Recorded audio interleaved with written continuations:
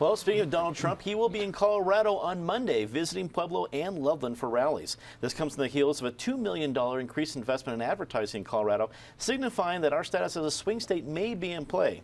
David, $2 million is nothing to sneeze at, but it's also coming only 2 weeks before the ballots go out in the mail. And Pueblo and Loveland isn't exactly a barnstorming tour. Are we a swing state again? Are we in play? Or is this a little too late? No, for the choice of where he's going, I think that's fine.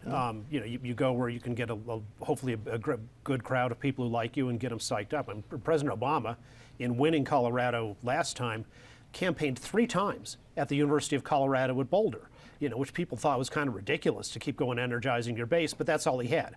He lost independence, but he was good enough at getting his base out that he won the state.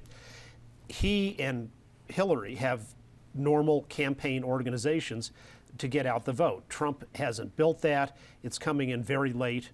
And if it's close, the one with a better organization wins, which is why I think Hillary is, even if the polls show an exact tie on Election Day, she'd be the one likely to pull it out.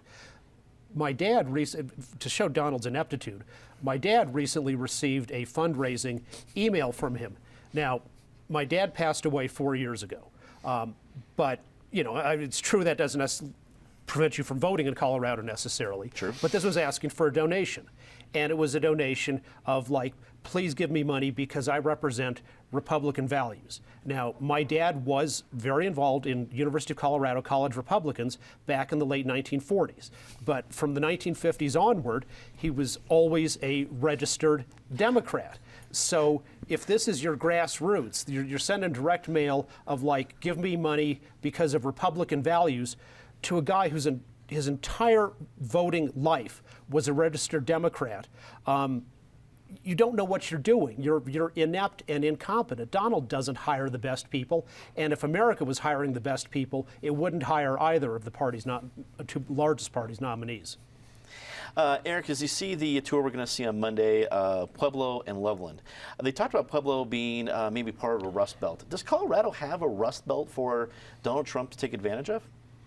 If it does, Pueblo is probably it. You could argue some parts of Adams County. You could even argue these days fracking territory up in Weld County. But this election, to the extent Colorado's in play, and I'm not completely yet sold that it is in play, and I'll go back to what I've said on this show before, which is if Colorado is indeed in play, if we are a 50-50 state come Election Day, that bodes well for Trump nationally, because I think we're not going to be a leading indicator of a Trump wave. We'll be a trailing indicator of a Trump wave.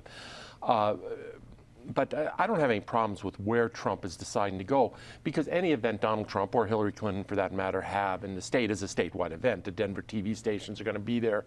To the extent there are any newspapers left, they're going to be there. I mean, you can go wherever you want. Mitt Romney's first appearance in Colorado during that general election campaign 4 years ago was in Craig, Colorado, on the western slope. I don't have any problem with this. In terms of where the race is at now, I think there are basically 2 theories. I'll try to do them quick. One is that Hillary ultimately pulls out, not an overwhelming win, but a comfortable win just based on plausibility. She is the only plausible candidate, and the Democrats' structural advantages with the Electoral College and everything else. I happen to think Trump has a ceiling in the low 40s. That's where he's been. He can't grow that. My analysis is that Trump sort of lives in a very short room because the floor and the ceiling are about the same. He can't really go below that. His supporters, they factored all the negatives already in. They're with Donald Trump through thick and thin. The floor is there, but he can't grow the floor very much to a very high ceiling. The alternate theory is that Hillary Clinton is the consummate insider. She can never be anything other than the consummate insider in the ultimate outsider year. And that no matter Trump's flaws, that it is just too much of a headwind Hillary is running into, that the country wants change. I'm betting on the former. I won't bet the house. Justine, we have Donald Trump investing $2 million in Colorado, a few more tours. Do you think the Hillary campaign will follow suit? I'm not sure, but they should.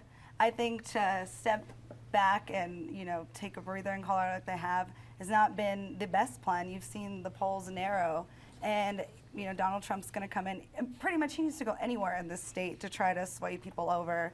I think it's a good idea for him to do that. I don't know if the campaign will, but I I would hope that they would, because right now it's crucial, and like we had discussed earlier, it's nice not being in a swing state this year. So as much as I don't want to see advertisements from both candidates coming in, I think that it's in both of their favors right now to really start to push in Colorado and to lock down for the Clinton campaign their lead here in the state. Patty, a smart move for Trump to be visiting Colorado now? Yeah, it is, if the state is really in play. And by the way the polls were looking last week, I think he was looking in a dead heat with Hillary. I think it will drop down because of the debate, but I have the bruises to prove it. I was watching the debate with my sister in New York, and every time they said Colorado was in a dead heat, she'd punch me. So just for the sake of my upper shoulder, we got to make sure that changes. I've been watching the commercials, and it's fascinating because they are really on now.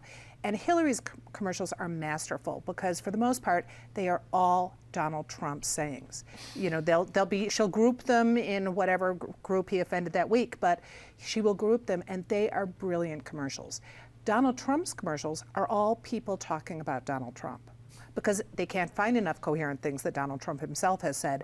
But they're all people talking about him, and it reflects the difference in those two campaigns.